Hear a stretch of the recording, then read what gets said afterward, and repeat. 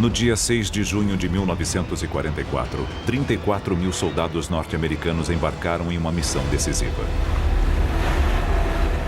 Em média, eles tinham 22 anos.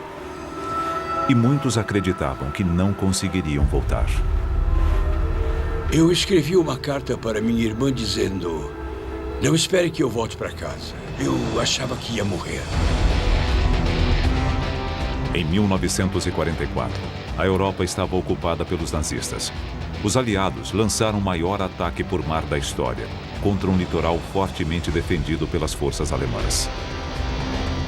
Era a melhor chance de libertar a Europa Ocidental. Mas para os soldados, mesmo chegar em terra foi uma batalha pela sobrevivência. Você chegava até a praia de Omaha, mas ao sair da embarcação não conseguia chegar até aqui. Você lutava para sobreviver em meio à arrebentação. Esta é a história épica da batalha de 12 horas pela praia de Omaha. No fundo, sabiam que estavam fazendo a coisa certa, não apenas pelo seu país, não só pela sua família, mas pelo mundo inteiro. Mas uma das maiores reviravoltas da história moderna dependeu de fatores surpreendentes e estratégias extraordinárias. Não foi apenas uma questão de homens e armas avançadas, mas de mágicos e invenções bizarras, como tanques capazes de nadar, paraquedistas explosivos e espiões que mandavam mensagens secretas através de pombos. Uma batalha onde as vidas de milhares de soldados norte-americanos dependeram da precisão da previsão do tempo ou da fivela do paraquedas.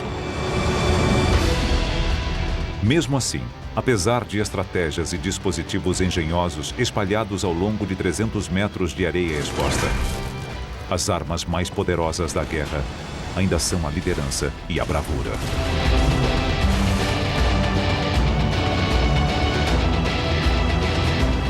O dia D. Quem sobreviveu? E por quê?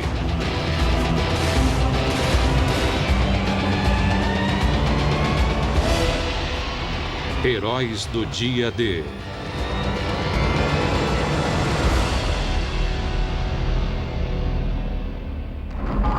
Cinco anos após o início da Segunda Guerra Mundial, o futuro da Europa estava ameaçado. Os nazistas de Hitler haviam ocupado o continente. Junto com os aliados, os Estados Unidos encabeçavam a luta. Eram 6 horas da manhã no litoral francês.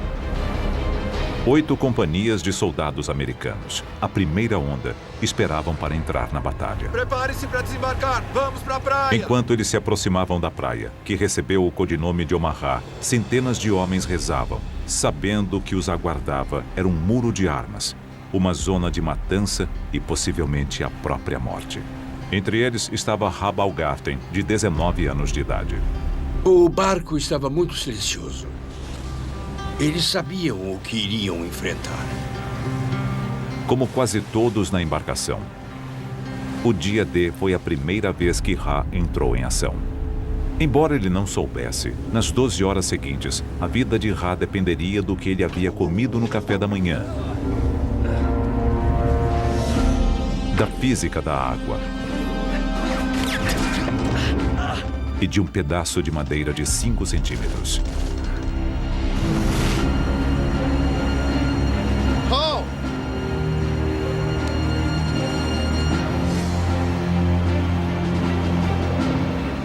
Apenas um ano antes, Ra estava estudando na Universidade de Nova York. Ele era um promissor jogador de beisebol. E então foi convocado. Eu escrevi uma carta para minha irmã dizendo: não espere que eu volte para casa. Eu achava que ia morrer. Um dos motivos pelos quais Ra quis ir para a guerra foi a sua fé. Eu sou judeu e via as notícias dizendo que os alemães estavam invadindo as cidades, forçando as pessoas a usarem a estrela de Davi. Como todos os soldados judeus, Ra teve a opção de mudar a religião listada em sua plaqueta de identificação. Desse modo, se ele fosse capturado, poderia evitar a perseguição nazista. Mas Ra tinha outras ideias. Eu desenhei uma grande estrela de Davi na minha jaqueta, com as palavras Bronx, Nova York escritas em volta. Assim não teriam problema para me identificar. Ra e seus companheiros foram enviados para a praia de Omaha.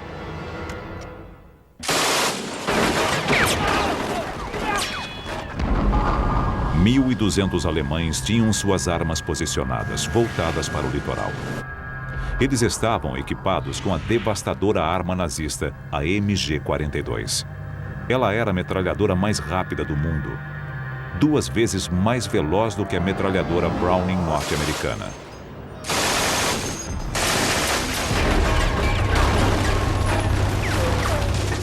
A MG-42 é tão rápida que não se pode ouvir seus tiros individuais.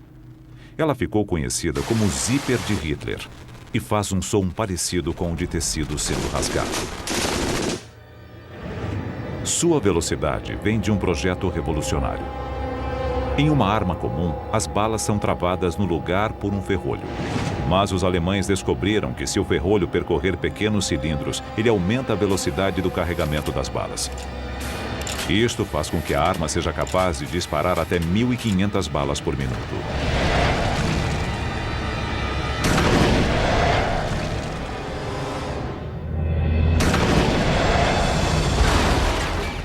São 25 balas por segundo, em uma velocidade de mais de 3.200 km por hora, diretamente até o barco de Ra.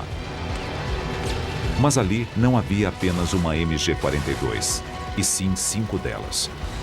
Isto significava que a embarcação de Ra poderia ser atingida por 125 balas a cada segundo. Quando um atirador de verdade emprega taticamente aquela metralhadora, é um pesadelo. Uma das primeiras coisas que você tem que fazer em combate é procurar as metralhadoras do inimigo e pegá-las. Tomá-las imediatamente. De alguma maneira, Ra e seus homens precisavam tomar essas armas. Eles se aproximaram da praia sob um fogo intenso. Entrou tanta água no barco por causa da forte ondulação que eles começaram a afundar. E o movimento violento do barco poderia causar outro problema: o enjoo causado pelo mar.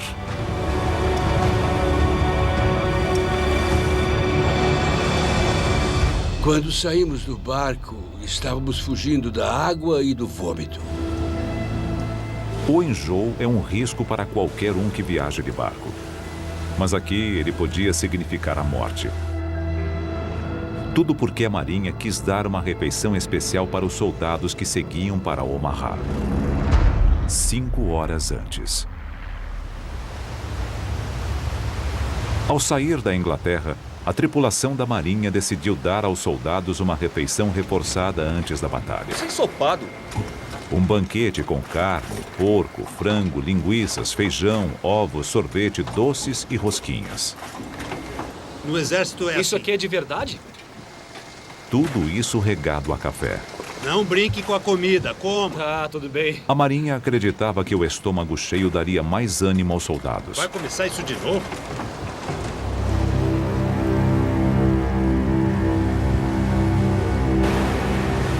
Ra pulou o café da manhã e comeu só um chocolate.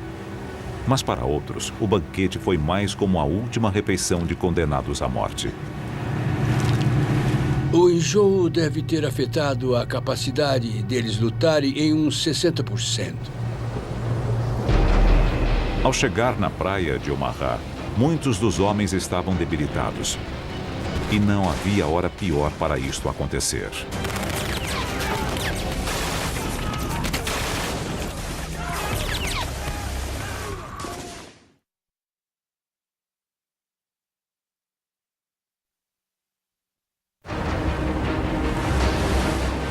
Dia D, 6h38 da manhã. Milhares de soldados norte-americanos estavam desembarcando na praia de Omaha. Eles estavam cansados, com frio e muitos deles terrivelmente enjoados. Um dos soldados que não ficou doente era Ra Baumgarten, que na época tinha 19 anos de idade. Esperem! Esperem! A embarcação onde ele estava havia chegado o mais longe possível na arrebentação. A rampa abaixada era um sinal para que cada arma daquela praia fosse descarregada na saída do nosso barco.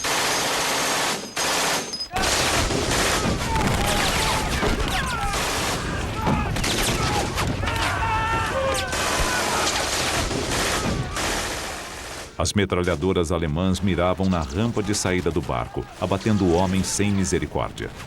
Para sobreviver, os soldados tinham de fazer a única coisa que eles haviam sido avisados para não fazer: pular na água pela lateral. E eu mergulhei.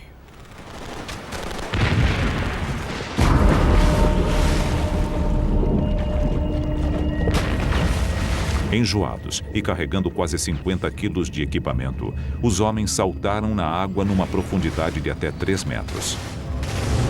Aqui! Bob Sayles queria ser soldado desde criança.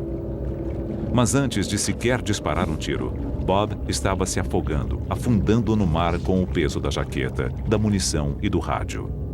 Quando pulei na água, fui direto para o fundo. Senti que estava me afogando.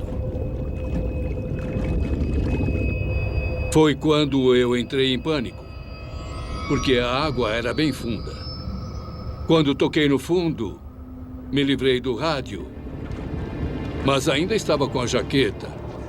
Eu precisava tirá-la ou não conseguiria sobreviver. Exausto, enjoado e embaixo d'água, Bob tirou a jaqueta no último segundo. Eu dei um belo impulso no fundo e em poucos segundos voltei para a superfície. Os soldados que escaparam da morte no mar aprenderam uma lição amarga naquele dia. Quanto mais enjoado você está, menos ágil você fica e maiores as chances de se afogar. Alguns foram direto para o fundo, se afogando.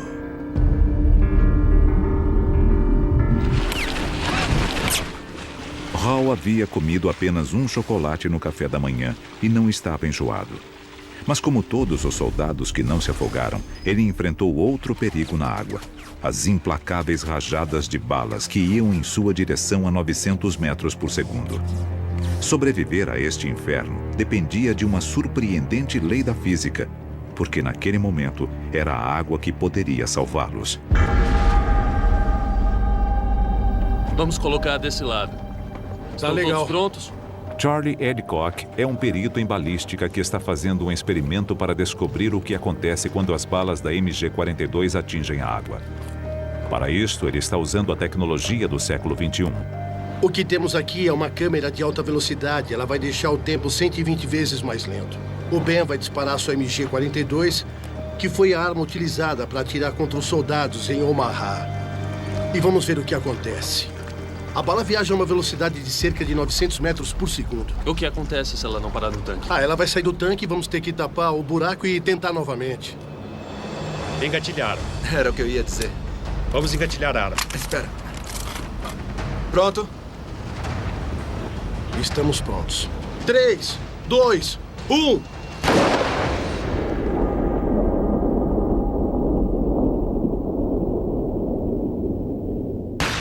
A resistência da água é tão grande que faz com que a bala pare menos de 1 metro após penetrar. Basicamente, ela foi de 900 metros por segundo para zero em 75 centímetros, no máximo.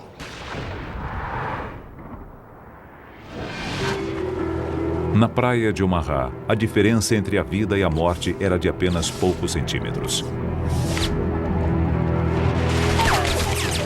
Se as balas atingissem a água a 30 centímetros do soldado, ele estaria morto. A 1 metro ou mais, ele sobreviveria.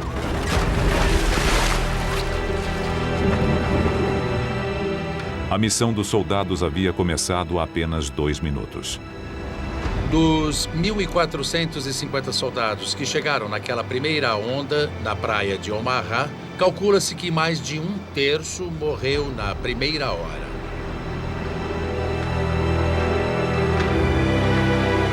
Em apenas 120 segundos, esses homens enfrentaram a metralhadora mais devastadora do mundo.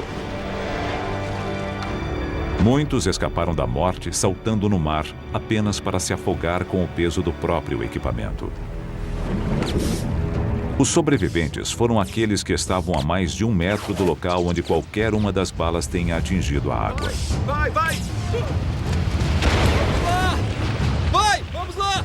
Rabalgarten estava entre os sortudos. 2 minutos após chegar na praia de Omaha, ele ainda estava vivo. Vamos lá! Foi uma visão horrível e foi muito surreal, porque a água se revolvia ao meu redor. Balas eram disparadas, minas explodiam, pessoas eram arremessadas pelos ares. Mas ainda não era a minha vez. Os primeiros 2 minutos de Ra na praia de Omaha foram difíceis. Eu tinha que chegar até a praia e fazer o meu trabalho. Mas isso era apenas o começo.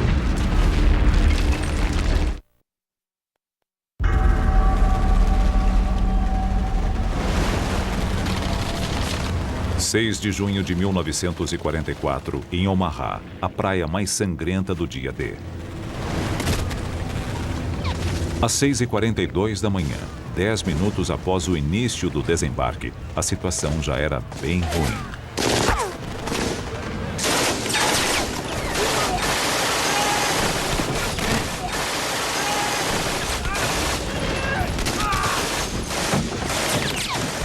Centenas de homens da primeira onda da invasão haviam sido mortos ou feridos. Muitos outros eram alvos fáceis dentro d'água. E eles ainda não haviam chegado na parte mais difícil, a praia. Os homens precisavam atravessar a praia, totalmente expostos sob o fogo contínuo das metralhadoras. Era uma zona mortal de 300 metros de largura, o equivalente a 3 campos de futebol. Em diferentes estágios, eles ainda enfrentariam diferentes perigos.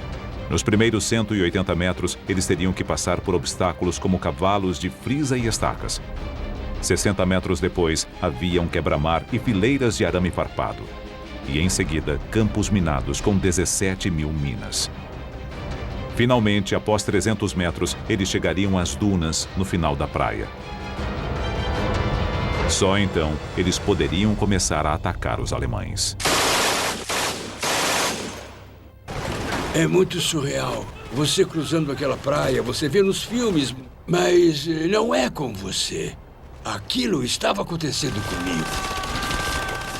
Os homens da infantaria estavam sozinhos e desprotegidos na praia. Mas havia um plano para ajudá-los, usando tanques. Se os aliados conseguissem colocar tanques na praia antes dos soldados, eles dariam cobertura e poderiam atacar as defesas alemãs. Mas embarcações levando tanques são vulneráveis. Eles precisavam encontrar um meio de levar os tanques para a praia de outro modo. E para isso, os inventores do bloco aliado tiveram uma ideia engenhosa. Um tanque capaz de nadar. Este é um tanque DD de direção dupla, um veículo de assalto anfíbio. O tanque DD é aquele tipo de ideia maluca que se tem em tempos de guerra. Parecia coisa de desenho animado. Ele era um tanque Sherman comum, impulsionado por propulsores, com uma tela de proteção presa por cilindros pneumáticos. E o mais louco foi que ele funcionou. Nos meses que antecederam o dia D, os tanques anfíbios foram testados e passaram com louvor. Eles seriam levados até a praia durante o ataque, surgindo das águas para a surpresa dos alemães. No início do dia D, os tanques estavam a 5.500 metros da praia em uma embarcação gigantesca.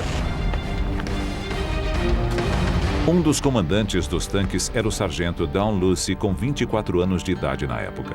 Ele vinha de uma grande família irlandesa na Califórnia, o mais novo de 6 irmãos.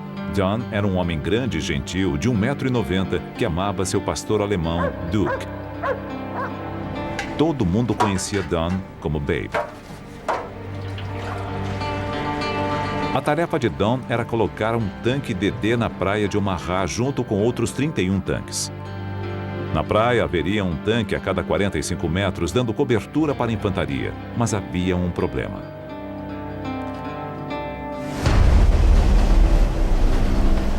As ondas no canal tinham quase 2 metros de altura. Os tanques anfíbios nunca haviam sido testados naquelas condições.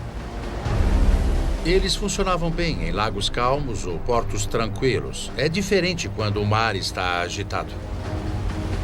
Era uma operação quase suicida, mas não havia escolha. Nas semanas que antecederam o dia D, os aliados haviam reunido em segredo um imenso exército no sul da Grã-Bretanha. Qualquer atraso aumentaria as chances de os alemães descobrirem o plano. Mas o tempo estava ruim há dias, com chuva e ventos fortes. Os aliados não podiam prosseguir naquelas condições. Eles precisavam que o tempo melhorasse rapidamente. Foi uma má notícia para os estrategistas aliados porque a invasão não podia esperar. Os alemães acabariam descobrindo os planos. Era um grande problema. Então, no norte do Atlântico, chegam informações secretas trazidas por navios especiais da Marinha. Eles não estavam lá para lutar, mas para medir o vento e a pressão barométrica. Eles forneceram pistas sobre o que aconteceria com o tempo a 3.200 quilômetros dali no Canal da Mancha. E enviaram uma informação sutil, mas essencial. As leituras sugeriam que haveria uma pausa, quando o tempo deveria melhorar um pouco, no dia 6 de junho. O sucesso da invasão e as vidas de milhares de soldados norte-americanos dependiam da precisão de uma única previsão do tempo. Como o tempo estava se esgotando, as lideranças aliadas decidiram arriscar.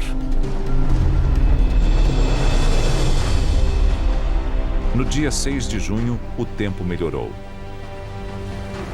Mas o mar ainda estava agitado. Em meio às ondas, a 5 quilômetros da praia, a embarcação de Dalhousie lançou seus tanques DD. Pode travar, vamos! Continuem! Continuem! Continuem, continuem! Continuem, continuem!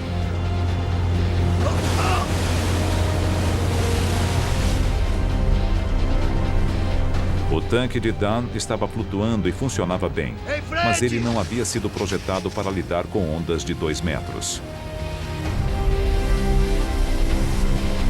Ajuda aqui! Quase imediatamente, a água começou a entrar sem parar.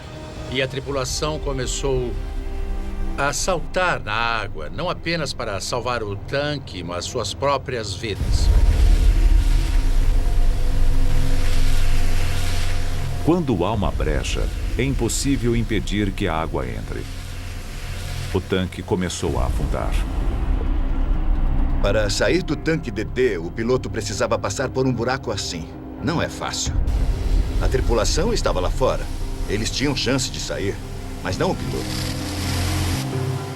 Dos 29 tanques que chegaram a ser lançados no mar da praia de Omaha, 27 afundaram. Os tanques que alcançaram a praia estavam em grande parte destruídos. Como não estava dentro do tanque, Dalhousie escapou. Mas 33 tripulantes não tiveram a mesma sorte. O fracasso na tentativa dos tanques anfíbios chegarem à praia deixou os soldados na praia de Omaha por conta própria. Agora, eles precisariam lutar para abrir caminho pela areia e tomar as invencíveis metralhadoras sem os tanques para protegê-los. Eles iam nos liderar na praia, mas isso não aconteceu. Na praia, a contagem dos corpos continuava aumentando. Mas esta não era a única história acontecendo em Omaha. 7 horas da manhã do dia D. Meia hora após o início do desembarque na praia de Omaha. O recruta alemão de 18 anos de idade, Franz Gockel, atirava continuamente nas tropas norte-americanas desde o começo da invasão do bloco aliado.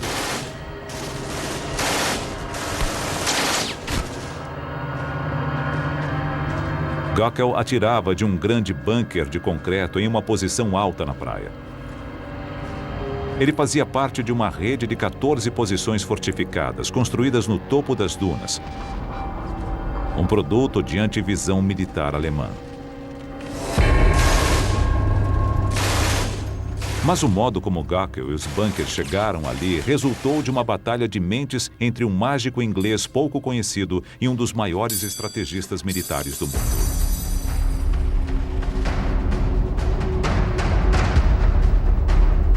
Gockel é um dos 20 mil homens encarregados de defender a Normandia. Apenas um ano antes, ele estava trabalhando na empresa do pai, perto do Vale do Ruhr, consertando telhados danificados pelas bombas dos aliados. Mas, como inúmeros outros alemães, ele foi convocado para a máquina de guerra de Hitler. 6 meses antes.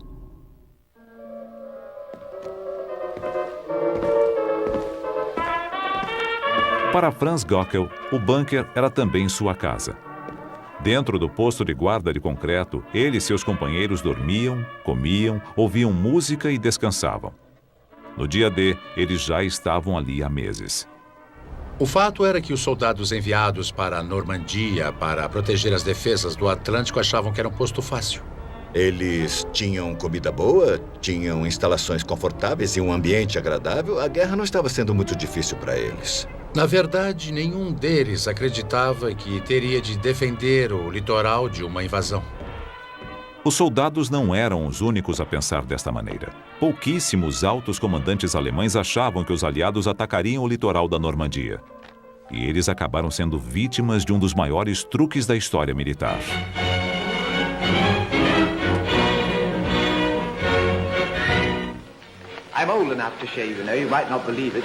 E este foi o homem que forneceu a inspiração. Jasper Maskelyne era mágico profissional e ilusionista. Jasper Maskelyne vinha de uma família de mágicos de uma longa dinastia que havia sido famosa durante a Era Vitoriana. Quando a guerra começou, Maskelyne quis usar suas habilidades mágicas para ajudar a combater os nazistas. Segundo fontes, ele disse que se era capaz de enganar as pessoas em um teatro, onde era o centro das atenções, sob as luzes da ribalta com o público a poucos metros de distância, ele tinha certeza de que conseguiria enganar um soldado alemão a mais de 1 quilômetro de distância.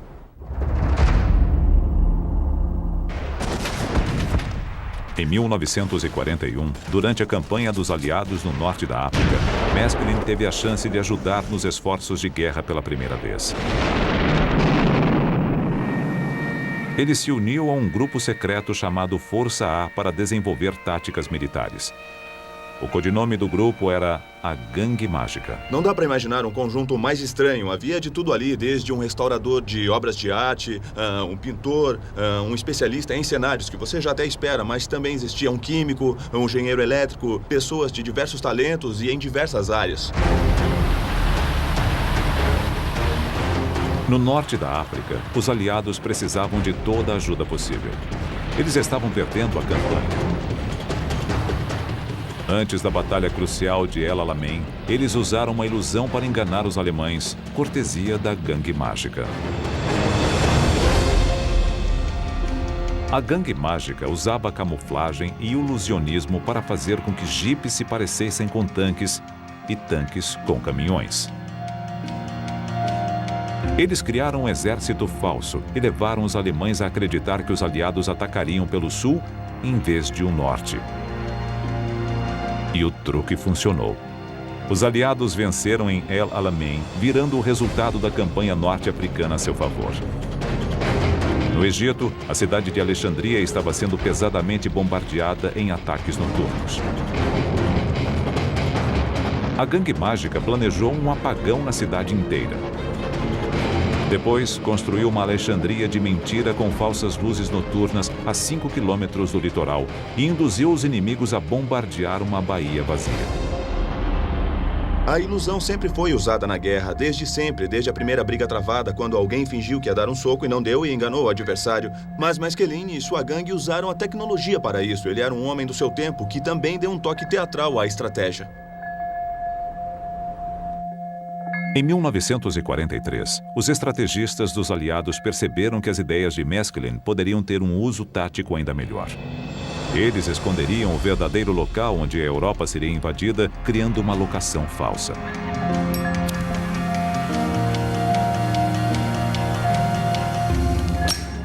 Os aliados queriam invadir as praias da Normandia. Mas para reduzir as defesas alemãs, eles planejaram uma estratégia elaborada, dando a entender que cruzariam o Canal da Mancha em seu ponto mais estreito, o Pas de Calais. Eles queriam usar as táticas de Maskelyne para reunir um exército falso no sul da Inglaterra, do outro lado de Calais. Eles construíram instalações falsas, embarcações falsas e chegaram a fazer tanques infláveis.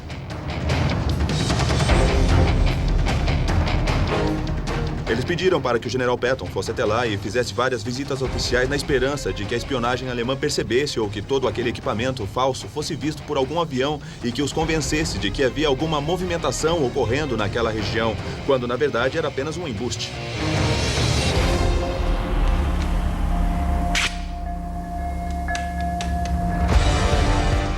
Os alemães caíram no truque dos aliados. Nos meses que antecederam o dia D, o comando nazista movimentou a maior parte de sua temida divisão de tanques e uma grande parte da infantaria da Normandia para o Pas de Calais, a 240 quilômetros dali. A ilusão dos aliados estava funcionando perfeitamente. Os alemães deixaram uma parte de uma divisão para defender a praia de Omaha. Franz Göckel pertencia a uma pequena força de 600 homens, mas não por muito tempo.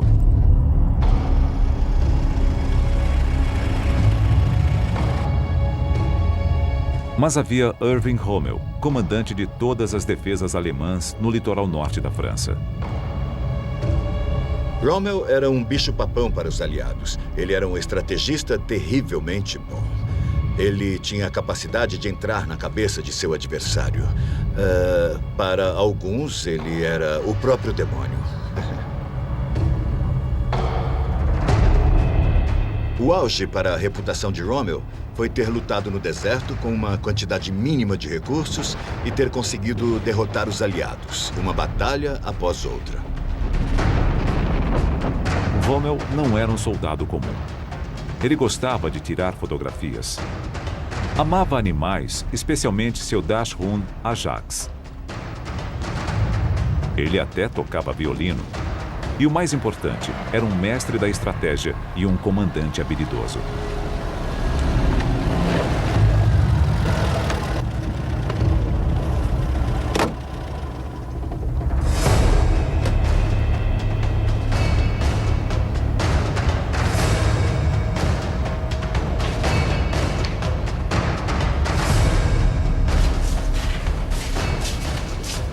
Rommel era conhecido por colocar suas tropas em forma e tirar o máximo de seus soldados. Em Omaha, Rommel teve um déjà vu.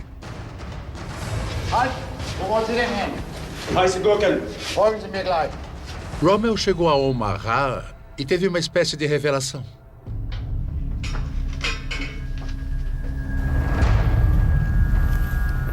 Ele se lembrou de outra praia que conhecia bem, Salerno.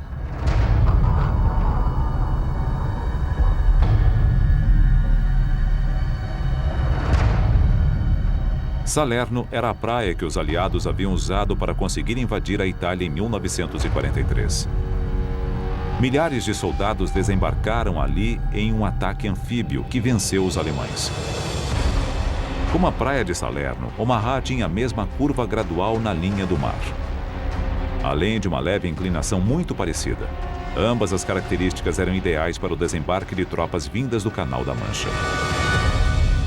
Rommel achava que aquelas eram exatamente as características que os aliados procurariam novamente quando invadissem a França. Com base nisto, Rommel decidiu reforçar pesadamente as tropas na praia.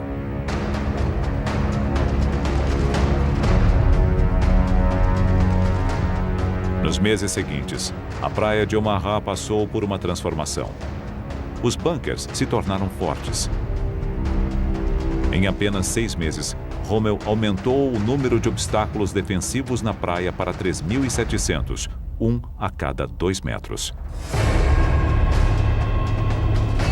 E depois enviou mais homens para Omaha, muitos veteranos já testados por guerras, dobrando o número de soldados para 1.200.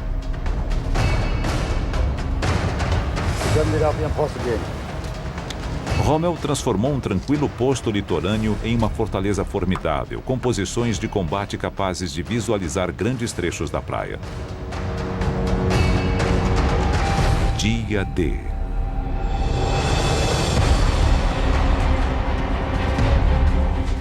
No dia 6 de junho de 1944, as suspeitas de Rommel foram confirmadas.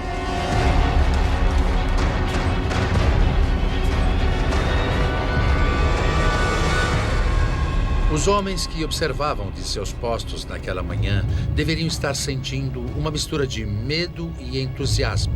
No horizonte surgia uma grande frota em sua direção. 7h05 da manhã, mais de meia hora após o início da maior invasão anfíbia da história.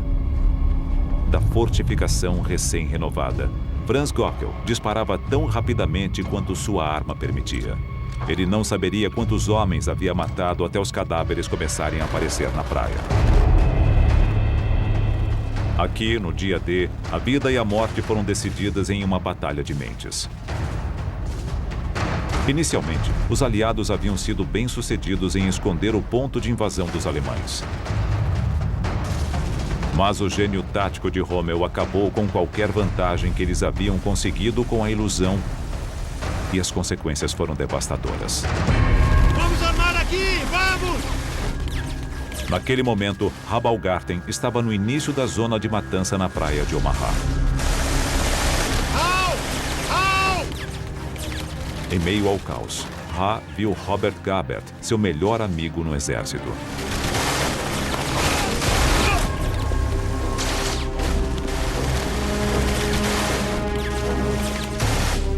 Eu olhei para baixo e lá estava o Robert Gabert. Aquilo mexeu comigo porque não consegui conter as lágrimas que escorreram como sangue pelo meu rosto. Vem aqui! Para os soldados norte-americanos, as primeiras horas da invasão da praia de Omaha foram um verdadeiro inferno. Mas não era para ter acontecido dessa maneira. Os aliados tinham um plano para destruir todas as forças defensivas alemãs, mas uma coisa os impediu.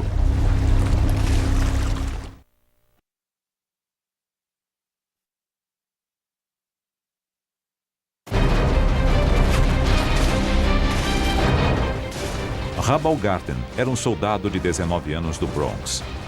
No início do dia D, ele achava que poderia morrer.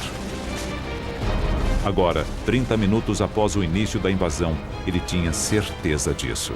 Às 7h10 da manhã, Ha estava no início de uma zona de matança de 300 metros de comprimento na praia de Omaha. Entre ele e seu objetivo, as dunas no final da praia, havia 3.700 obstáculos defensivos, moitas de arame farpado e 17.000 minas explosivas. Para sobreviver, ele precisava escapar de todos eles sob o fogo constante de metralhadoras disparadas por soldados nas colinas.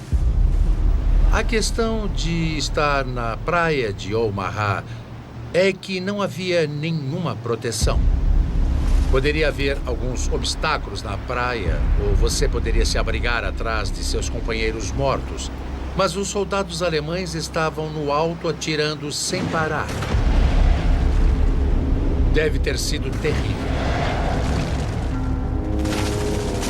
Ha precisava passar pela zona mortal sem nenhuma proteção contra as balas.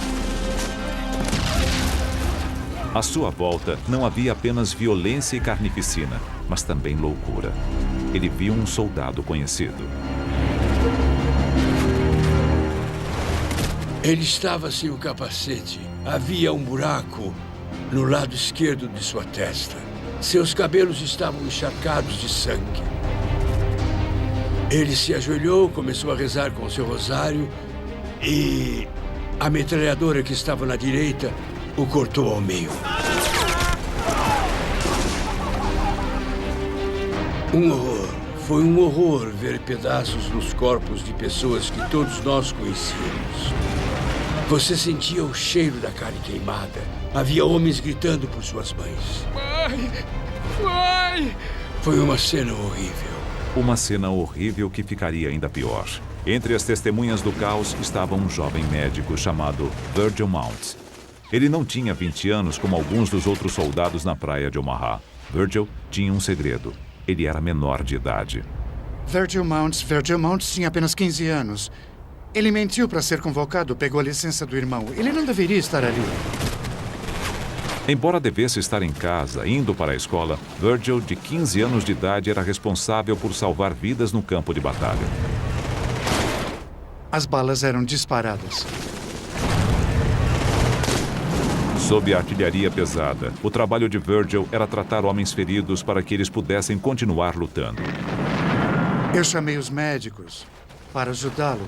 E o Virgil levantou e foi até lá. Vai!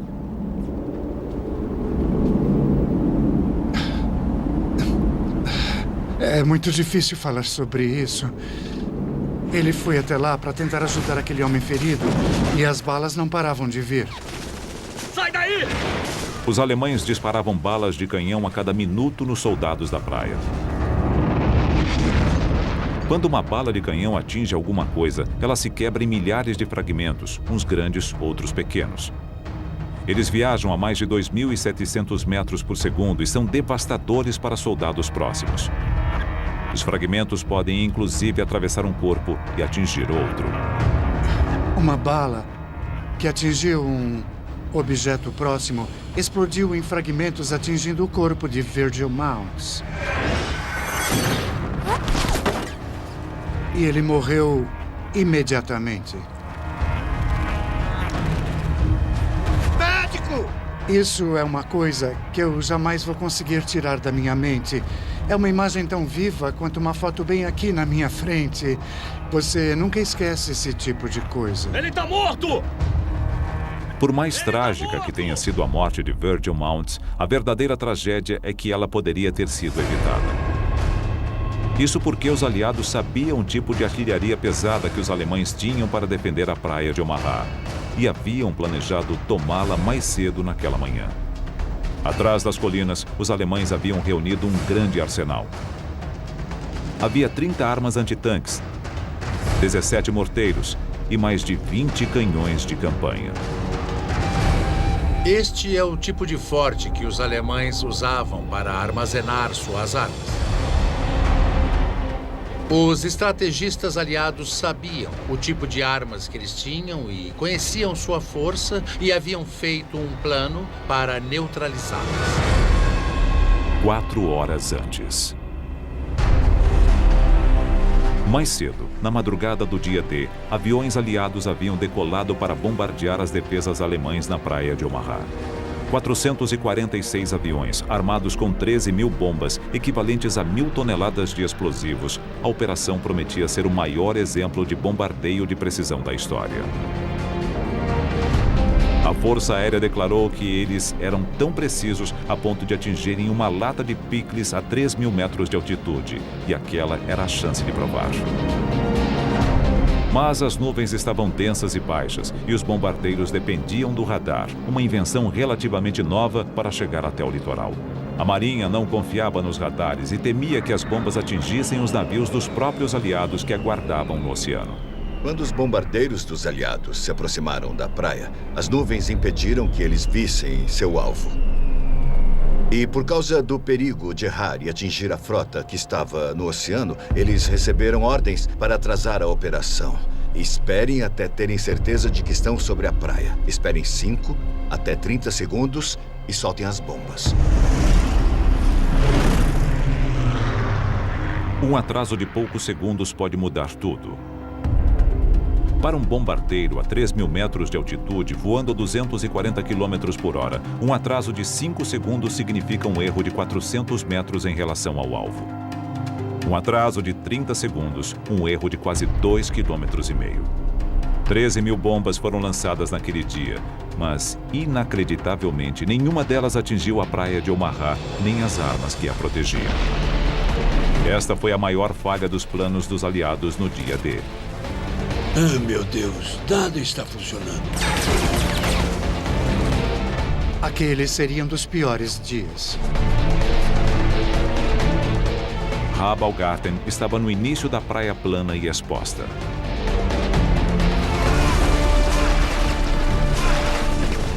Eu disse a mim mesmo, tenho que sair desta praia. E ele não tinha escolha. Ra iniciou a traiçoeira corrida pela areia. Eu pensava comigo mesmo qual seria a sensação de uma bala passando pelo meu corpo. Como seria levar um tiro?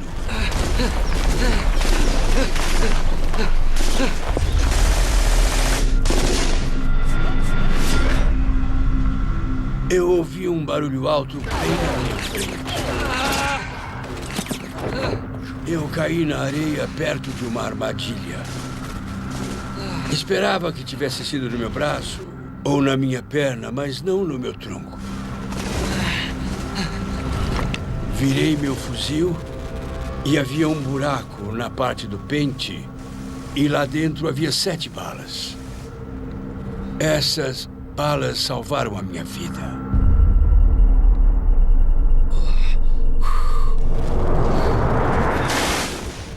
Salvo por um pente de balas, um incrível golpe de sorte.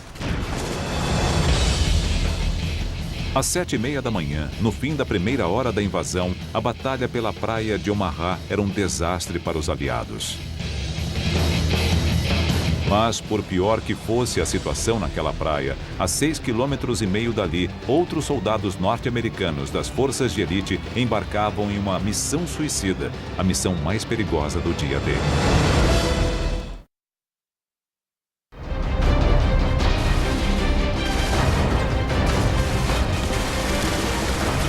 Uma hora após o desembarque na maior invasão anfíbia da história, os soldados norte-americanos se viram às portas da morte.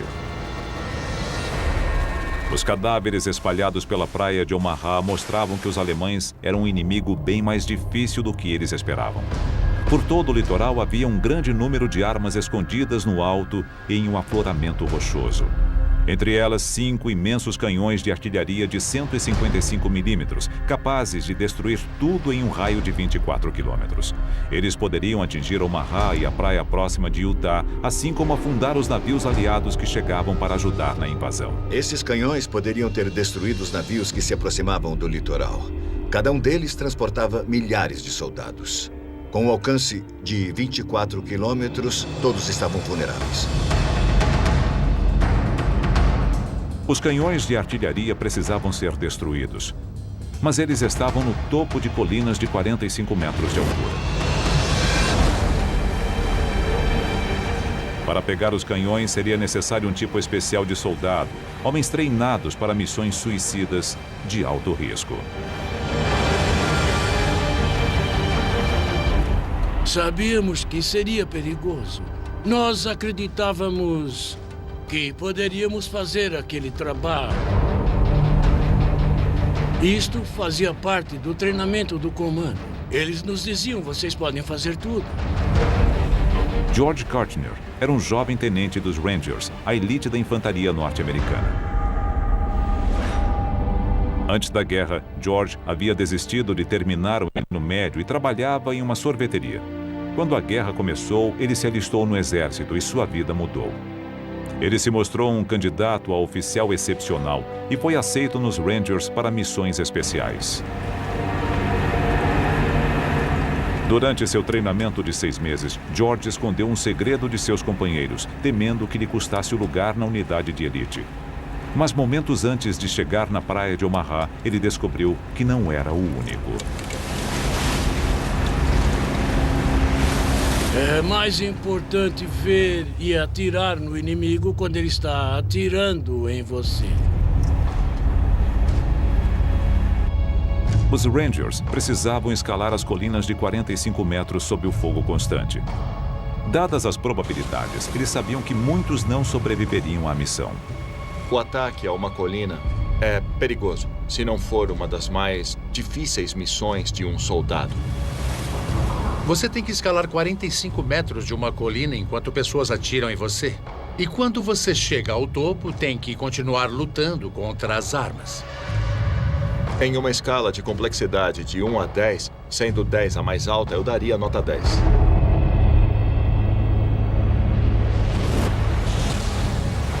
Para ajudar os homens naquela missão impossível, os Rangers tinham um equipamento especial. Enquanto eles treinavam na Inglaterra, foram desenvolvidos ganchos de alpinismo disparados por tubos de morteiro. Durante meses, eles praticaram seu uso e subiam pelas cordas. Mas a prática não envolvia metralhadoras e atiradores de elite disparando constantemente contra eles. O primeiro trabalho dos Rangers era cruzar a praia e chegar às colinas. A metralhadora que estava na nossa esquerda, no topo da colina, começou a disparar contra nós quando ainda estávamos na embarcação. Vamos! Vamos! E 2 dos homens ao meu lado foram feridos. Vai, vai, vai! Com gravidade. Recebi um tiro na lateral. O médico olhou e disse: "Você vai ficar bem, vou fazer um curativo. A bala não atingiu nada importante." Nunca conseguiremos fazer isso. Eu virei e disse: "Isso é um grande erro. Jamais conseguiremos subir essas colinas." Com as rajadas de balas vindas do alto, os Rangers devolveram o fogo e prepararam sua arma secreta: o gancho lançado por foguete. Mas no momento crucial, o lançamento falhou.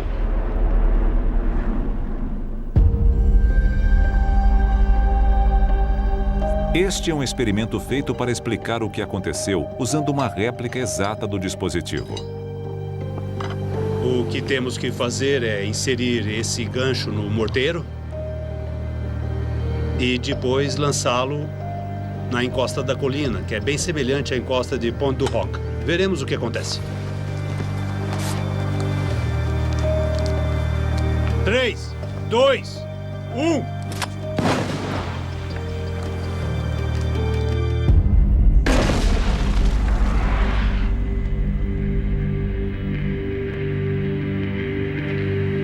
A exemplo dos morteiros do treinamento dos Rangers, este aqui dispara o gancho e a corda a mais de 45 metros de altura. Mas no dia D, em Pont du Roc, havia uma diferença crucial. Naquela manhã, os Rangers esperaram mais de 3 horas no mar antes do desembarque. Durante esse tempo, as cordas foram molhadas pela água do mar. O que vamos fazer agora é ensopar a corda com água para reproduzir as condições reais do que aconteceu naquele dia.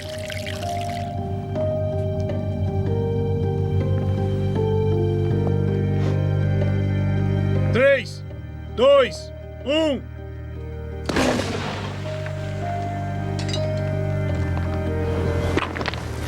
O gancho não conseguiu ir muito longe. Isso pode ser explicado de maneira óbvia pelo fato da corda estar molhada, deixando o gancho mais lento no ar.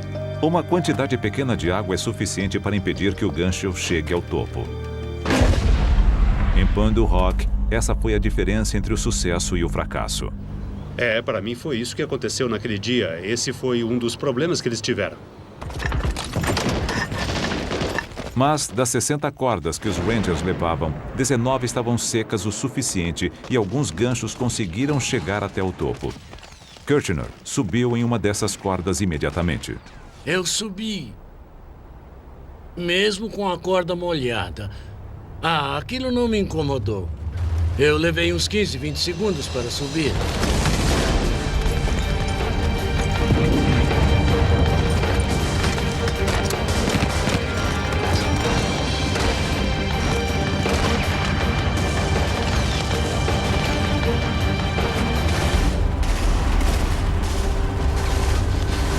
Quando eu jogar, fogo!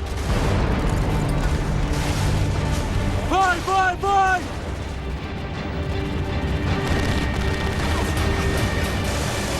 No topo da colina, a batalha continuou. Os sobreviventes abriram caminho entre as balas. E, finalmente, eles encontrariam as armas. Mas, ao chegarem lá, Kirchner e seus colegas ficaram chocados. Os Rangers haviam lutado contra o fogo pesado e sofrido 20 fatalidades para chegar lá e descobrir que os alemães os haviam enganado. Não havia nenhum canhão de artilharia, apenas uma pilha de postes Onde telegráficos. estão os canhões? Não é Aqueles soldados haviam se preparado para aquilo durante meses. Eles estavam determinados a cumprir a missão e cheios de adrenalina. Eles finalmente alcançaram o objetivo para descobrir que havia sido tudo em vão. Fomos enganados. Devem ter ficado arrasados. Desmoralizados, os Rangers perceberam que enfrentavam um inimigo com um poder de fogo terrível, que também era capaz de enganá-los. Um inimigo que descarregaria todo o seu arsenal na praia de Omaha.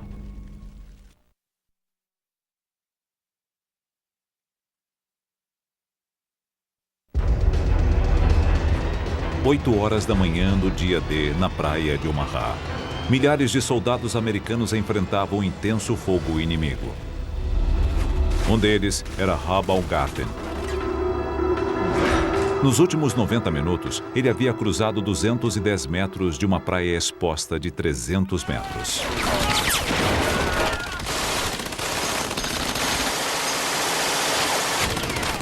No caminho, ele viu homens cortados ao meio por metralhadoras. Quase se afogou e escapou da morte por poucos centímetros. Vamos, depressa! Agora vinha o bombardeio da artilharia. Era muito assustador.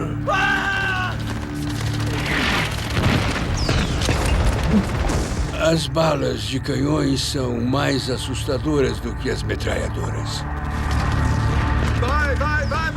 Porque elas vêm do desconhecido. Você não sabe o que elas vão atingir se a bala está vindo na sua direção. Por isso é assustador. Eu olhei para cima e o xinguei.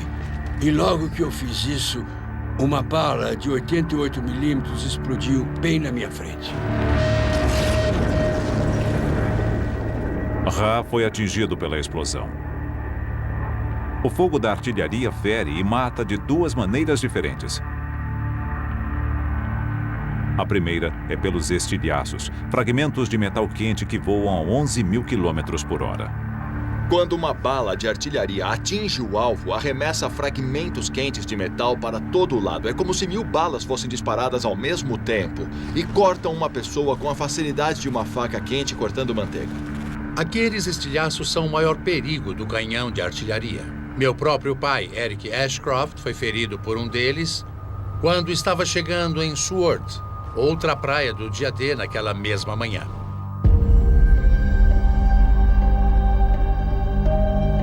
A artilharia também mata de outra maneira, acusticamente, liberando uma onda de concussão. Ela não é nada além do ar supercomprimido sendo empurrado para fora a milhares de metros por segundo. Mas se você é um soldado na praia, é devastador. Eu era um receptor. De vez em quando, alguém me atingia com um bastão de beisebol. A sensação foi bem essa. Ela não precisa nem atingir você. Somente a onda inicial daquela explosão pode afetar o seu corpo de uma maneira que você pode morrer sem sequer ter percebido que estava morrendo. Ninguém conseguiria dizer que foi atingido.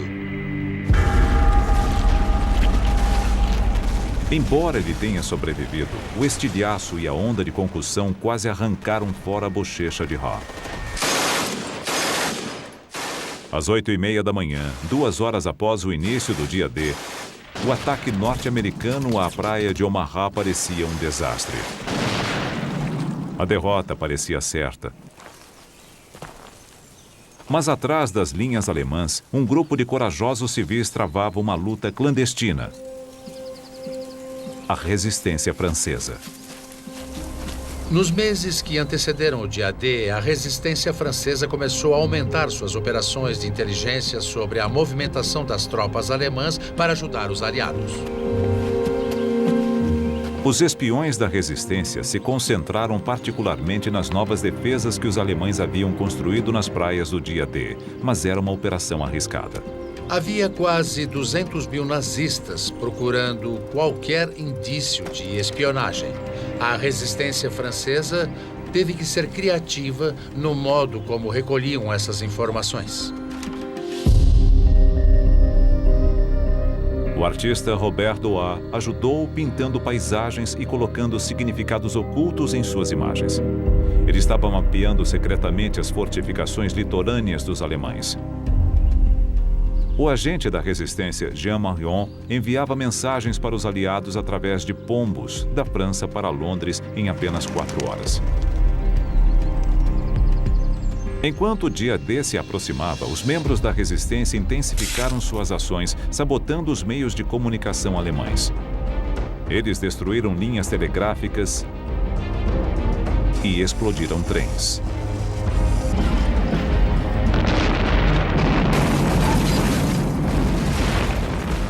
Mas quanto mais ousada ficava a resistência, mais vigilantes se tornavam os alemães. Nas semanas que antecederam o dia D, os alemães contra-atacaram.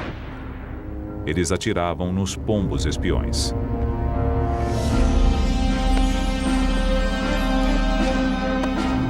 Membros da resistência foram capturados e executados.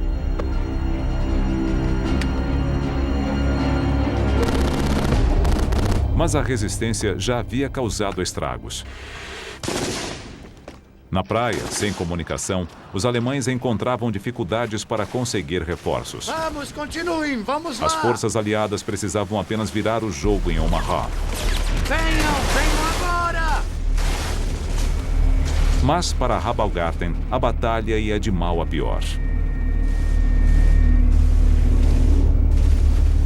Gravemente ferido pelo fogo da artilharia, seu único refúgio era o quebra-mar à sua frente, a 240 dos 300 metros da praia. Lá, os sobreviventes se reuniram e suas esperanças estavam quase no fim. Sabe, nós éramos orgulhosos. Bem treinados, bem disciplinados. Achávamos que ninguém seria capaz de nos derrotar. E vimos aqueles cadáveres empilhados. Havia sangue para todo lado, pedaços de corpos. Foi horrível.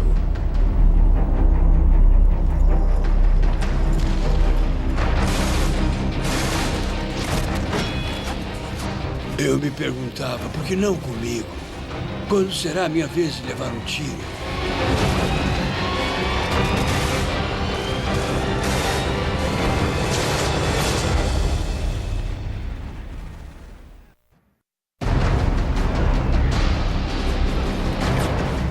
Nove e meia da manhã na praia de Omaha, 3 horas após o início do dia D. O ataque americano estava se desintegrando sob a chuva de balas e bombas alemãs. Entre os que lutavam para sobreviver estava o sargento de 19 anos de idade, Bob Slaughter. Eu era estudante. Ainda não havia terminado o ensino médio. Decidimos que queríamos viver uma aventura, eu acho. Mas conseguimos bem mais do que esperávamos, posso afirmar. Abaixem-se! Bob e seus companheiros estavam encurralados no quebra-mar e a confusão era generalizada. Perdemos os nossos oficiais, os oficiais subalternos. Não tínhamos nenhuma liderança. Era apenas um punhado de garotos como eu, sabe? Fazendo o melhor que podiam. Os homens tinham apenas 2 opções. À sua frente, o implacável fogo alemão. Atrás, a maré que subia rapidamente. Às 9h30, o mar cobria a maior parte da praia, confinando milhares de homens desesperados em um trecho estreito de terra com menos de 10 metros de largura. Encurralados, sob o fogo das armas, os homens eram alvos fáceis para os atiradores alemães. Mas chegou a ajuda de outros soldados aliados que estavam em terra. 8 horas antes.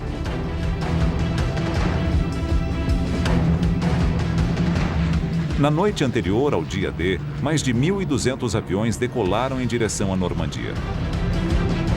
Os aliados queriam proteger os homens de infantaria que estariam nas praias de um contra-ataque alemão.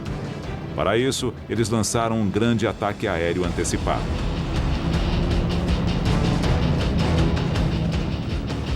Era a primeira onda de paraquedistas. Mas eles não eram soldados comuns. Com 90 centímetros de altura, feitos de borracha, com bombas. Os aliados enviaram bonecos paraquedistas projetados para enganar os alemães. Eles explodiam em chamas ao aterrissar, enquanto homens das forças especiais emitiam o som de trocas de tiros por meio de alto-falantes para simular um grande ataque. Os alemães acreditaram no embuste. Reservas alemãs foram enviadas para interceptar esses bonecos explosivos. Centenas de homens foram mandados para uma direção quando deveriam seguir para o lado oposto.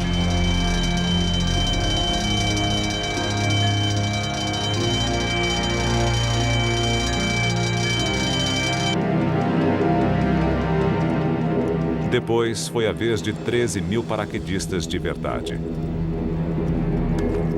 A 101ª Divisão Aerotransportada. Pat McCree era um paraquedista militar de 20 anos de idade. Quando ele voltou à Inglaterra, 1 em cada 5 de seus companheiros havia sido ferido ou morto. O avião de Pat se aproximou do local do salto.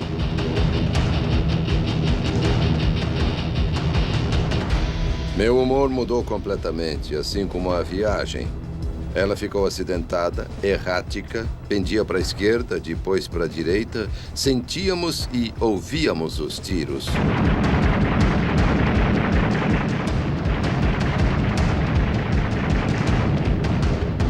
Levantem-se, preparem-se! Levantem-se, preparem-se! Fazendo o sinal da cruz e rezando, percebendo que havia chegado a hora.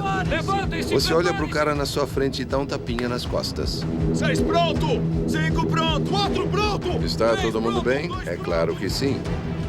Você vai até a porta e não há nenhuma pausa. Vamos lá! Vai! Era quase como um líquido sendo jogado do avião. Vai! Vai! De repente, vi a corda. Eu a peguei e ela bateu em mim. Levei um tranco e sacudi violentamente. Depois, tive uma sensação de paz e tranquilidade.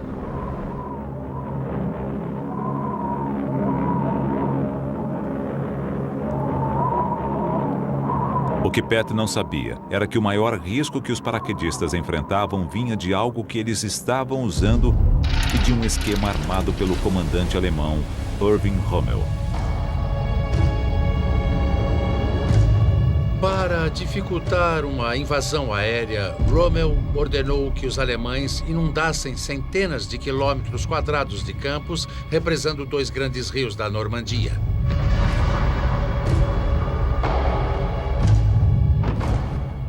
Centenas de paraquedistas saltaram na água, o que já é muito perigoso em um salto comum.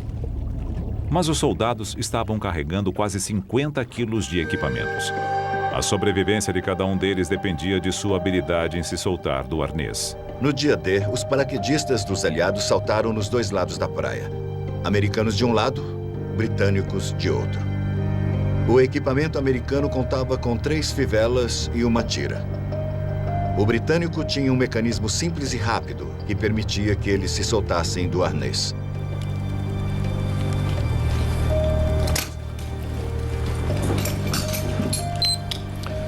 O paraquedista britânico se soltou em apenas 5 segundos. Enquanto o americano ainda está lutando para se livrar do paraquedas. O paraquedas estava preso aos homens. O arnês era uma armadilha mortal.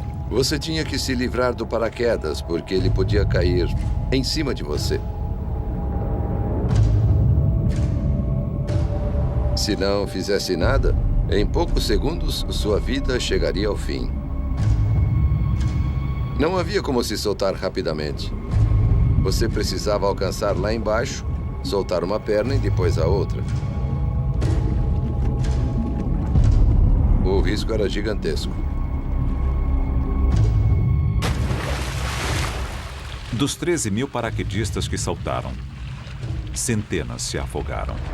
Perdemos muitos soldados, gente boa. Para muitos, uma fivela fez a diferença entre a vida e a morte.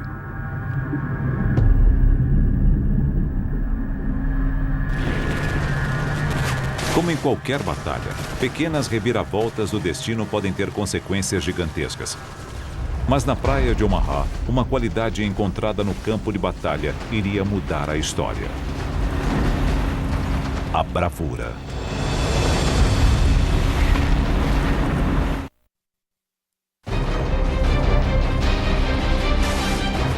Dez e meia da manhã do dia D. A invasão da Normandia na praia de Omaha estava por um fio.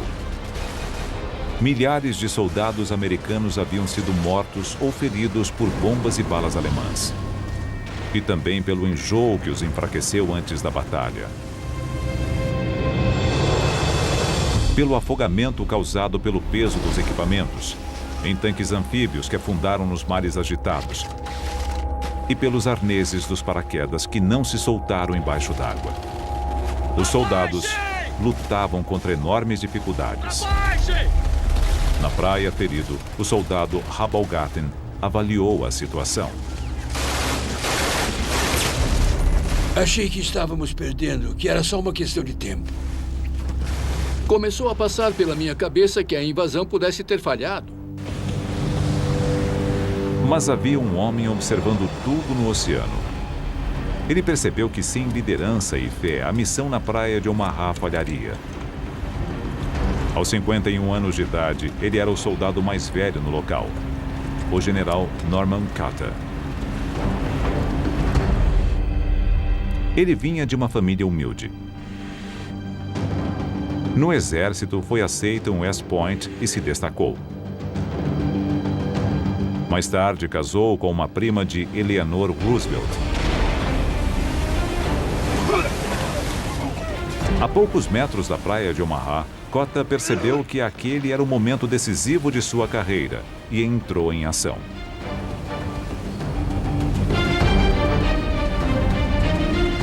Cota sabia que tinha 3 prioridades. A primeira era tomar a liderança. A segunda era tirar os homens da praia. E a terceira era atacar os alemães. Continuem atirando! Continuem! Ao chegar em terra, Cota assumiu o controle. Fiquem próximos! De repente, alguns dos meus homens disseram: Capitão, olha aquele homem lá embaixo. Olhei para a praia e cerca de 100, 150 metros dali havia um homem com um charuto e ele estava gritando com as pessoas na praia. Era difícil acreditar que havia alguém correndo pela praia, porque ela estava sob uma intensa rajada de balas. Mesmo àquela distância, ele parecia um pouco mais gordo em relação a nós. E nós perguntávamos, quem será ele? O homem era destemido. Você vai ser o próximo! Sim, senhor! Naquele momento, ele pensou, o que devo fazer? Então, ele decidiu que tinha que se encarregar daquela situação, porque só havia morte, caos e destruição. E ele precisava assumir o controle, porque ninguém mais faria isso. Vamos chegar até lá e vamos sair desta praia! Vamos! Cota estava de pé e estava falando. Ele estava encorajando as pessoas, dando a elas um pouco de sua coragem. Em frente! Vamos lá, rapazes! Ele disse, não podemos ficar aqui, temos que ir para o interior. Ele estava indo embora e virou para mim e disse, eu sei que você não vai me deixar na mão. Mas a liderança também exige estratégia. Vamos lá! Vamos lá! Pouco além do quebra-mar havia 2 fileiras de arame farpado. Cota precisava fazer com que seus homens passassem por elas e atravessassem a região aberta antes que pudessem atacar os alemães em suas posições. Passar pela primeira fileira de arame farpado foi relativamente simples. O desafio era passar pela segunda, que ficava 10 metros acima, na encosta da colina. Para isso, Cota tinha uma solução.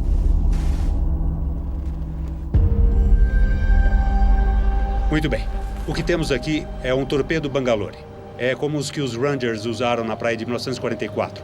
E como você pode ver, ele tem 2 partes. A primeira é um tubo de aço como este. E ele é cheio com cerca de 34 quilos de TNT. Você pode ver que ele tem uma ponta no formato de bala, para ajudar a passar pelo emaranhado de arame farpado. Esta é a segunda parte, e como você pode ver, Ela se encaixa na ponta desta aqui e é usada para ajudar a passar pelas defesas que você vai explodir. Para os soldados sob o fogo, a velocidade era essencial. O torpedo Bangalore precisava explodir rapidamente o arame farpado. Era hora de testar a arma.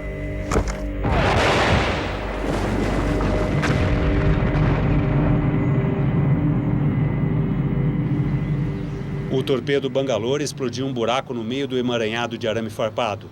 Ele explodiu os dois lados, formando um canal. Você consegue sentir o cheiro dos explosivos. Pode ver a descoloração, o arame está cortado e pronto.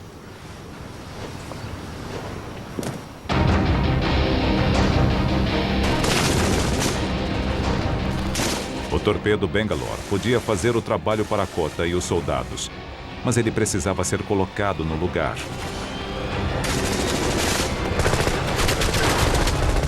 E os primeiros homens que tentaram fazer isto tinham sido mortos.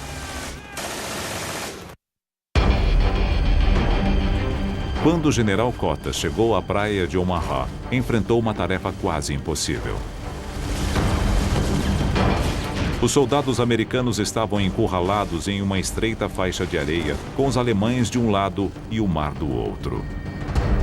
Exaustos e feridos, eles estavam perto de desistir. Kota precisava inspirá-los e fazer com que acreditassem que era possível vencer a batalha. Para sair da praia, eles precisavam escalar uma colina e passar pelo arame farpado, uma tarefa que já havia custado vidas.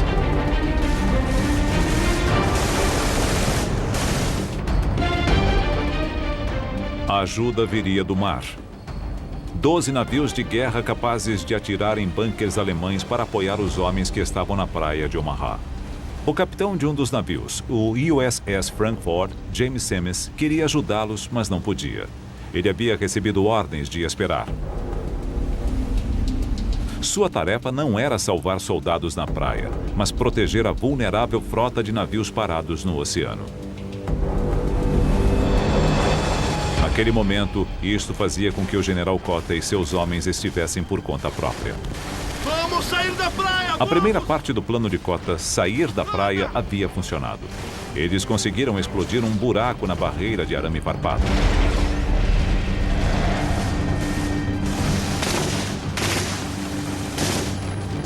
Mas, esperando por eles, perto do topo da colina, havia uma metralhadora MG-42 disparando 25 balas por segundo.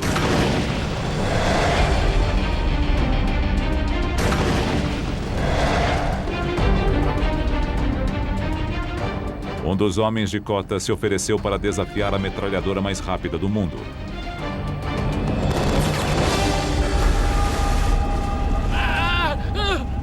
Meu Deus! Imagine que é o Kota. Pela segunda vez, você se encontra em um momento de crise. Um homem foi atingido e grita em agonia. Os outros soldados assistem. Eles começam a hesitar. O que você faz?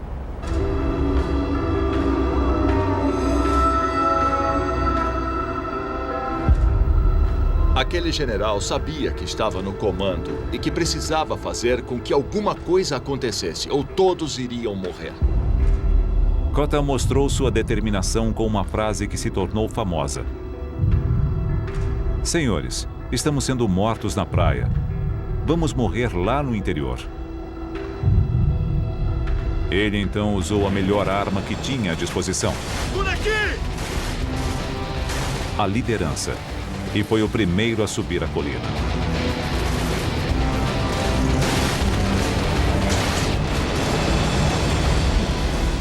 A decisão de um comandante fez com que ele agisse de um modo que inspirou os seus homens. Este foi o momento de uma grande reviravolta na batalha pela praia de Omaha.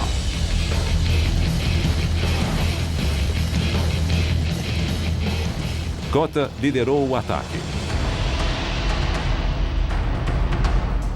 Enquanto isto, a 16 quilômetros dali, no oceano, outra decisão essencial estava sendo tomada.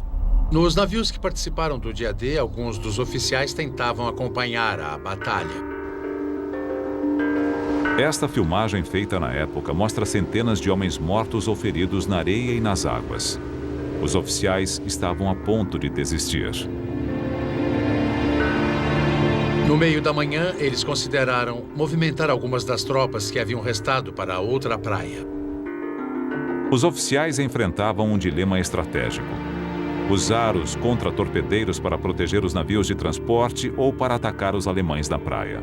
Começaram a chegar notícias que algumas tropas estavam conseguindo quebrar as barreiras alemãs.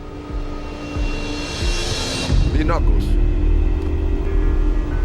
Após horas de espera, os comandantes da Marinha finalmente deram a ordem para o combate. O comandante James Semmes, do USS Frankfurt, recebeu permissão para ir para a praia. Velocidade total.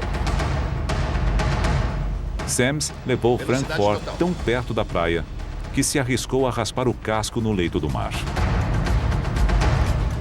A menos de 750 metros da praia, o Frankfurt virou de lado e abriu fogo, começando o ataque. As balas passavam por cima de mim. Você ouvia um zunido e depois um bum. Você ouvia o barulho do bum, bum, bum, bum, bum, bum, bum, bum, bum. Eu queria apertar a mão do comandante daquele navio. Para os homens, foi um momento de alívio. 11 outros navios de guerra se juntaram ao ataque. Após horas enfrentando uma derrota iminente, a batalha na praia de Omaha estava finalmente começando a melhorar para os americanos.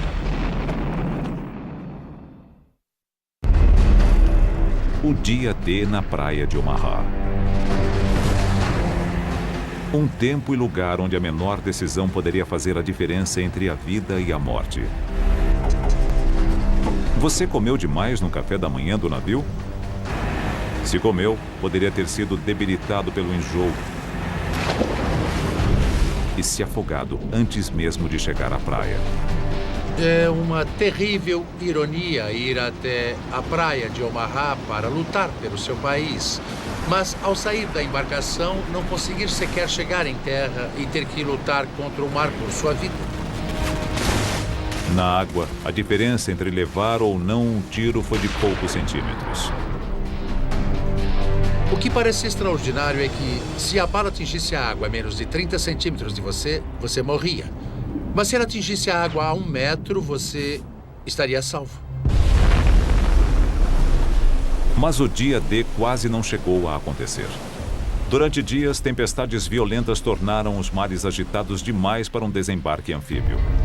Os estrategistas estavam desesperados por uma melhora quando chegou uma informação secreta vinda do Atlântico. As leituras sugeriam que poderia haver uma pausa de um único dia, quando o tempo melhoraria um pouquinho. Portanto, as vidas de milhares de soldados americanos dependiam de uma única previsão do tempo. Depois, havia a praia. Com apenas 300 metros de largura, ela poderia ser atravessada em menos de 1 minuto se não fosse por isto: a MG-42, cuja velocidade era proveniente de uma inovação pequena, mas revolucionária. Em uma arma comum, as balas são travadas no lugar por um ferrolho. Mas os alemães descobriram que, se o ferrolho percorrer pequenos cilindros, ele aumenta a velocidade do carregamento das balas. Isto faz com que a arma seja capaz de disparar até 1.500 balas por minuto. A MG-42 transformou a praia de Omaha em um trecho de 300 metros de carnificina. Alguns jamais conseguiram atravessá-la. Outros levaram horas para chegar do outro lado. A diferença entre a vida e a morte podia ser tão pequena quanto o pente da sua arma. Virei meu fuzil e havia um buraco na parte do pente e lá dentro havia 7 balas. Essas balas salvaram a minha vida. Vai! Em terra, mais uma vez, pequenos detalhes tiveram impactos gigantescos.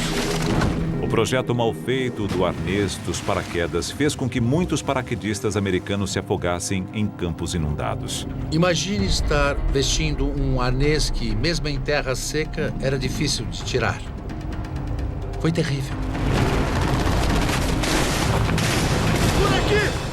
Mas em batalha, a bravura ainda é capaz de mudar o destino.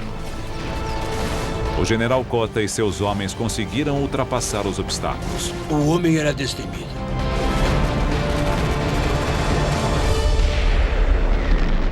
Com o apoio naval, eles conseguiram seguir por terra. Um exército inteiro poderia agora desembarcar na França,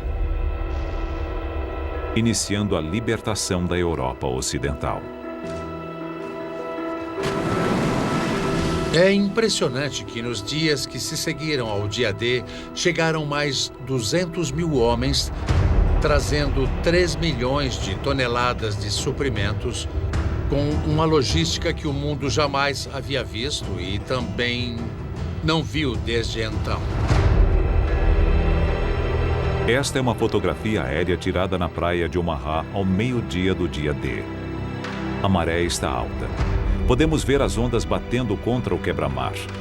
Embarcações, tanques abandonados e os veículos no mar. Mas entre eles também podemos ver centenas de pontos. Cada um deles é um corpo. Um soldado americano morto, caído na praia.